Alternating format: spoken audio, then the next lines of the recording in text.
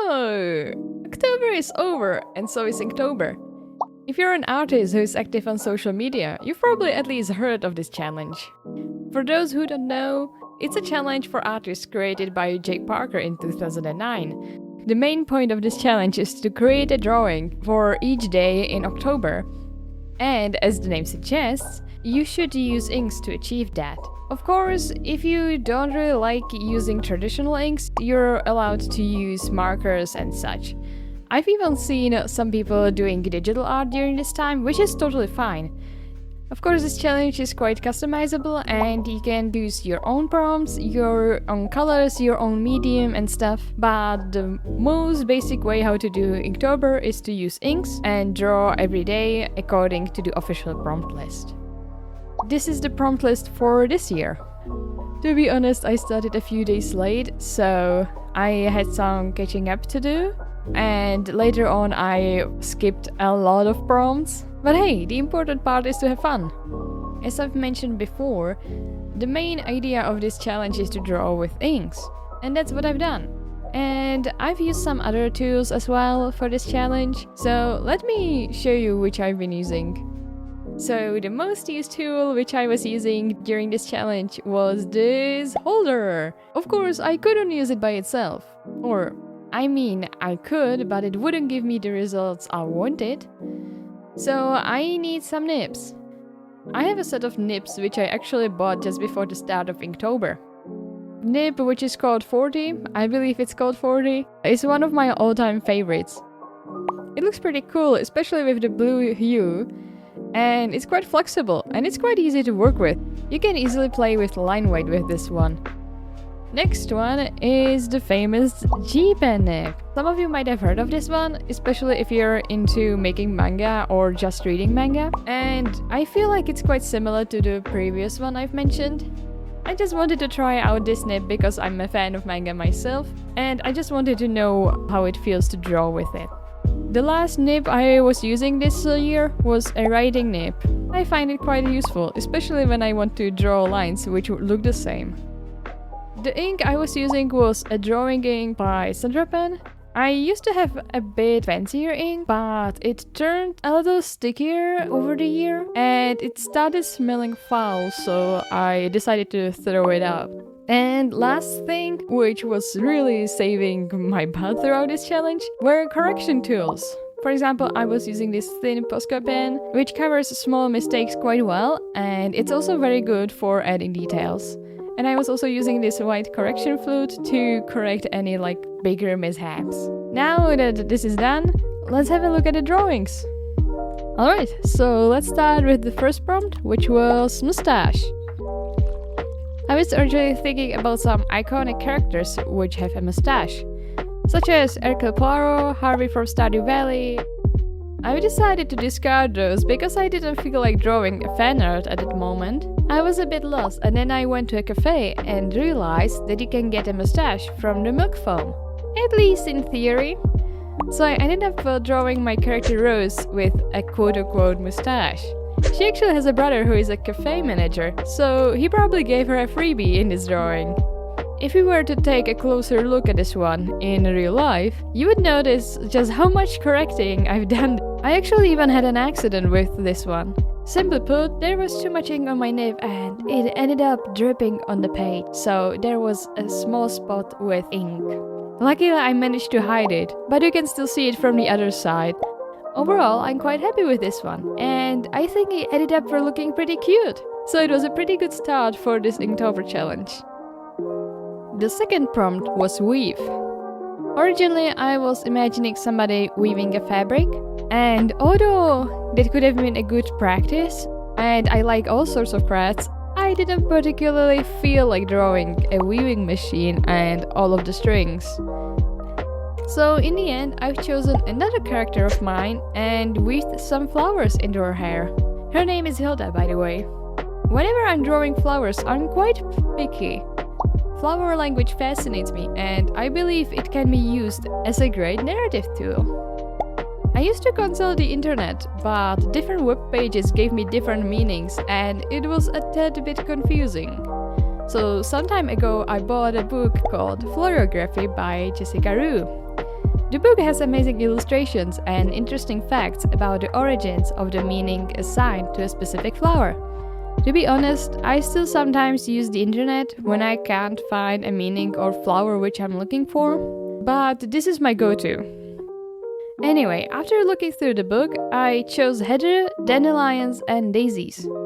Heather is for luck and protection, daisy for childhood and purity, and dandelion for divination and fortune-telling. Of course, it's tied to her story and her personality. I won't be explicitly revealing anything yet, because it's a work in progress and I tend to change things quite a lot, but the flowers are true for her for this point in time. I was actually surprised by the overall result. I usually tend to do too many things and use too much shadow on the face, but this proved to me that less is sometimes more.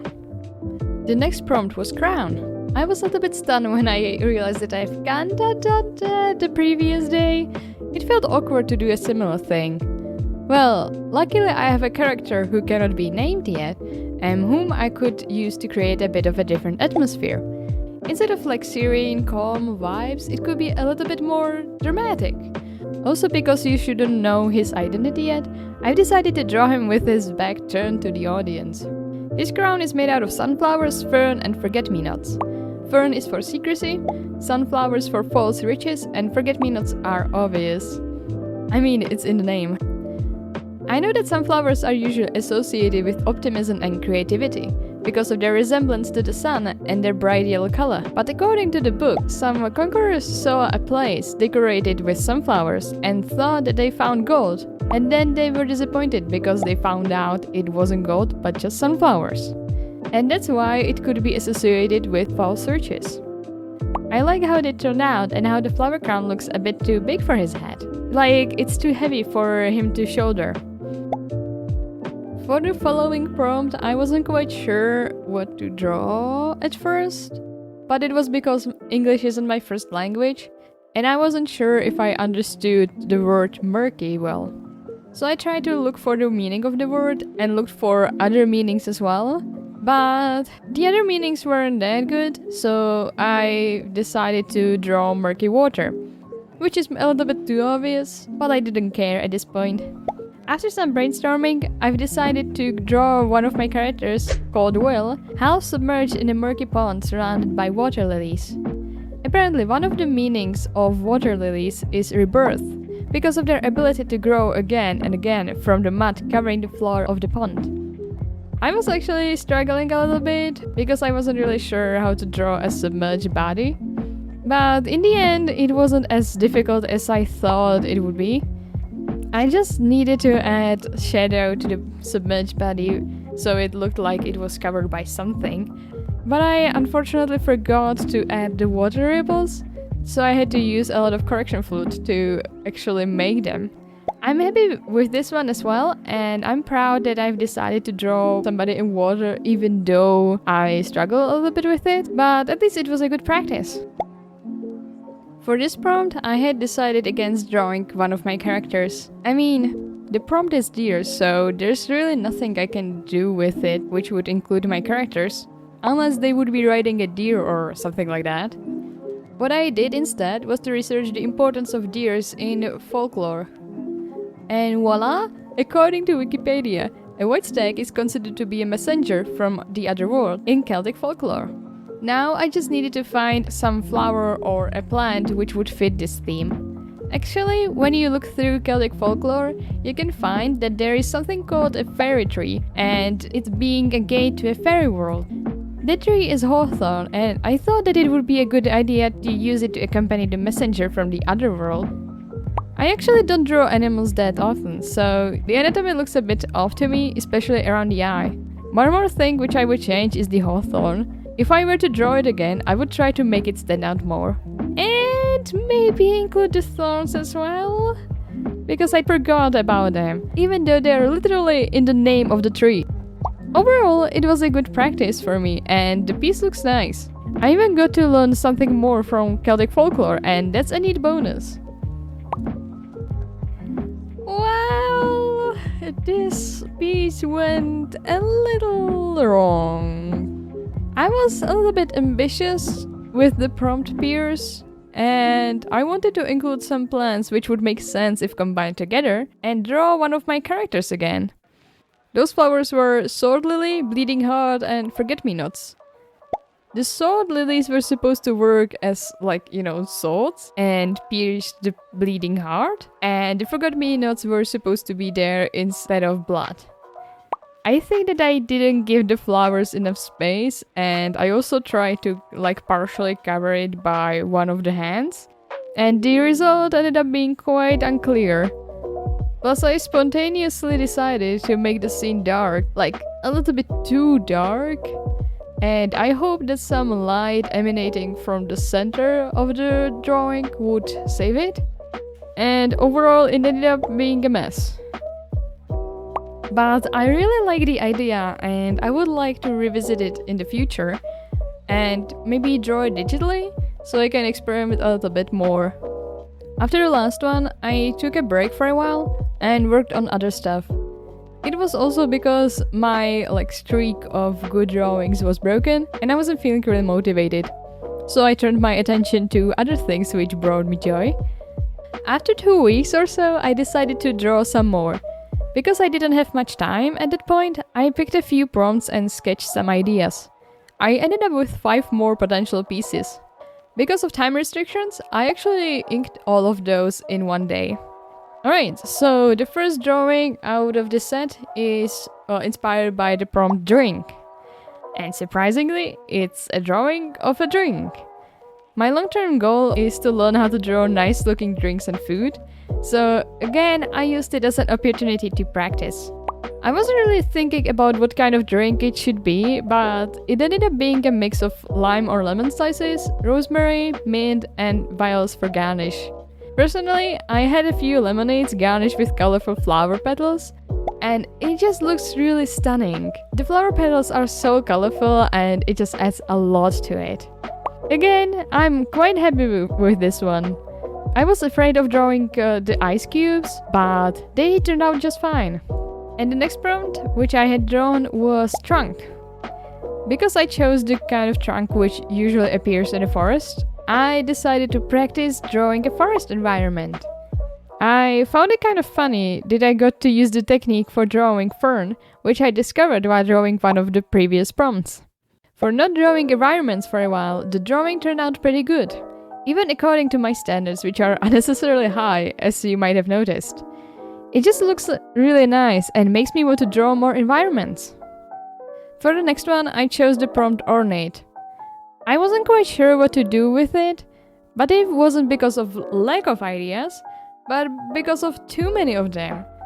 I just have to say that flowers and ornate combine way too well. But then, after thinking for a while, I've decided to draw a stained glass window. Originally, I wanted to leave the window without any shading, which would be hinting at colors. But because the surroundings of the stained glass window were shaded, it would stand out and not in the good way. I also really like to draw imperfections and cracks on architecture whenever I can. It just feels like it gives it more character, like it has been there for ages and it remembers all of different stories and stuff. Again, the result is very nice.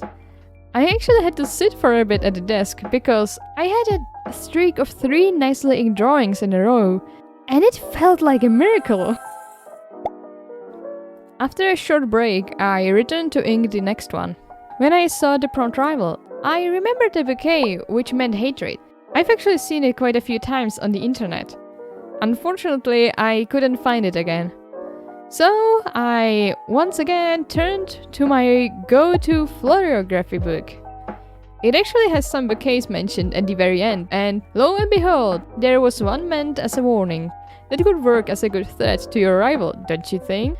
The flowers included were begonia for warning, oleander for caution, lavender for distrust, and foxglove for secrecy. To my knowledge, foxglove and oleander are both poisonous, which is great! Poisonous flowers in a bouquet for your rival? Hell yeah! I thought that I should have referenced the book a little bit more when sketching. And maybe I should have searched for other reference pictures, because I feel like the flowers are kind of blending into each other. That is definitely something to keep in mind for next time. I still like the idea, and imagining a story where somebody receives a bouquet from their rival on their doorstep is just inspiring. And finally, time for the last drawing of this Inktober. At this point, I was getting really tired, so it's not as detailed as the previous ones. But you know what? It's finished, and that's what matters. The prompt was skull, and so I drew an animal skull with forest foliage around. In my head, it's kind of tied to the drawing I did with the forest environment, and maybe it's hidden from the other side of the trunk. I also drew a plant growing from inside the skull because I really like the idea of cycles, and this could be the well-known cycle of life and death. For its simplicity, it's still quite good, and I still like it, and I'm happy that I'm done. Alright, so the final score for this Inktober is 11 prompts out of 31. I'm proud of myself, and some of the drawings turned out better than I expected. Maybe next year I should prepare more sketches ahead of time, especially because of work and stuff. Anyway, I'll probably participate the next year as well. It has become something to look forward to for me. Hopefully I'll practice ink drawings a little bit more during the year, so the next Inktober is even better.